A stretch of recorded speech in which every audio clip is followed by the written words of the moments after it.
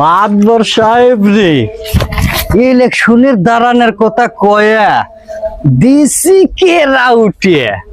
ইলেকশনে তুই একবার দাঁড়া, বুঝবু কত ধানের কত চাল। যার বাঁশ তারই পিছন দিয়ে যাইব। একবার দাঁড়া মাতবর সাহেব।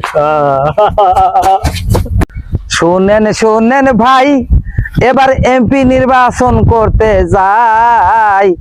নির্বাচনে পাশ করলে টাকা খাওয়ার অভাব নাই, অভাব নাই, অভাব নাই। মাতবাড়ি সাইরা এবার আই কেরা কেরা আরে তোরে খুঁজতে খুঁজতে আমি অস্থির। তুই এত হ্যাঁ হ্যাঁ হ্যাঁ হামাইতেছিস কে? আরে কই না মাতবর সাহেব। হ্যাঁ কি ওই ওই বাবু আমারে ধরবার লাগছিল। কি হয়েছে?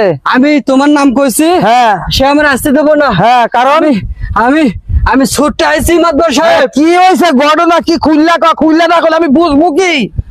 আরে বাবু কইতেছে হ্যাঁ। যেটা মাতবরের লোক, হ্যাঁ হ্যাঁ মাতবর এবারে ইলেকশনে দাঁড়াইবো। হ্যাঁ। জিতলো বাস, হ্যাঁ। না জিতলো বাস। হ্যাঁ বাস আমি হ্যাঁ সাব্বাস ছুটতে যাইছ বাবার বাঘের বাচ্চা সাব্বাস। এই তো আমার লোক।